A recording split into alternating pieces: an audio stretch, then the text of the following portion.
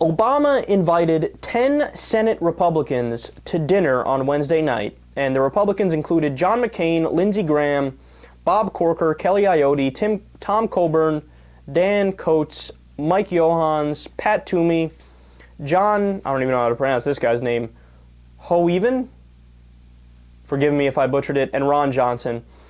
And notice something about the ones he invited, by the way. None of them are actually top Republicans who hold the actual position of power.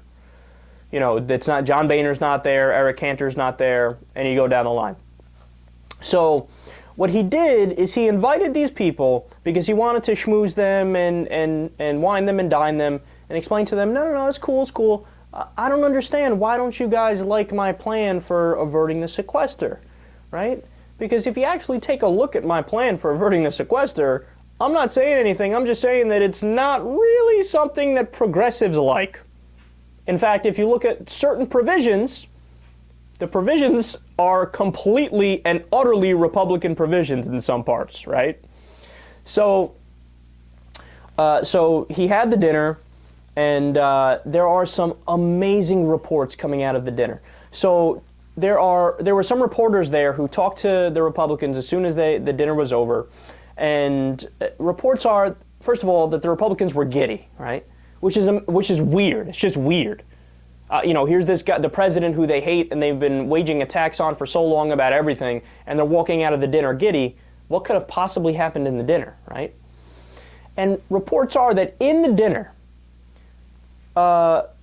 somebody, I don't know whether it was a reporter or the president himself or somebody in the room had alluded to the Republican politicians, talked to the group and said, hey, how would you guys feel if President Barack Obama was willing to cut entitlements? And he put, say, chain CPI on the table. And he, said, all right, let's do this. And the response from the Republicans was, oh, that'd be awesome. What, are you kidding me? That would be a major concession from Obama, and that's right in line with Republican ideology. It's what we've wanted to do for so long that, of course, that would be a game changer. We'd be willing to make a deal. That's something we could compromise on, right? And the response was, he already did put that on the table. And the Republicans were like, wait, excuse me? Who put it on the table? They didn't get it. They didn't understand, right? And they're like, no, you don't understand. President Obama put chained CPI on the table. We have his bill right here, dude. Here, read the bill. What's wrong with you? Have you not looked on whitehouse.gov and read his plan to avert the sequester? And they're like, oh, no, we didn't. I was astonished by that, man.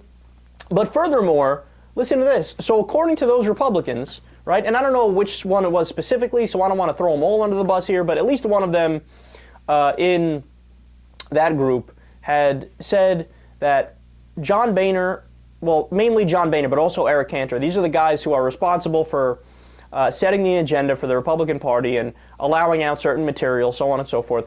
And they were never briefed. They were never given a memo. They were never told that Barack Obama had put chain CPI on the table and was willing to cut entitlements. John Boehner never told them. Eric Cantor never told them, right?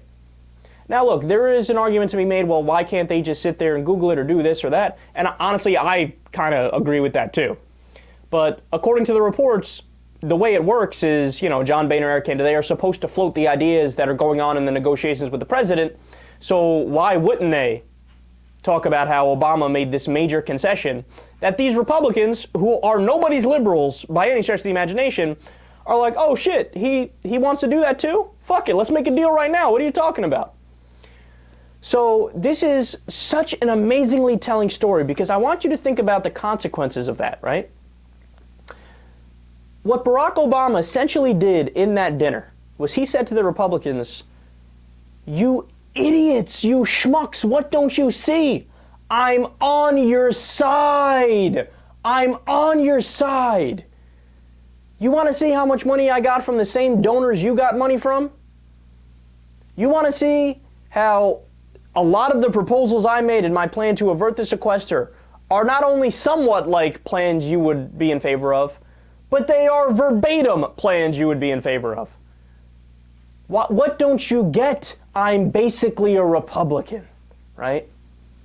And all along, You have the Democratic rank and file, cheering along their dear leader, President Obama, and being angry at the intransigent Republicans for how dare they be so obstructionist and be so this and that.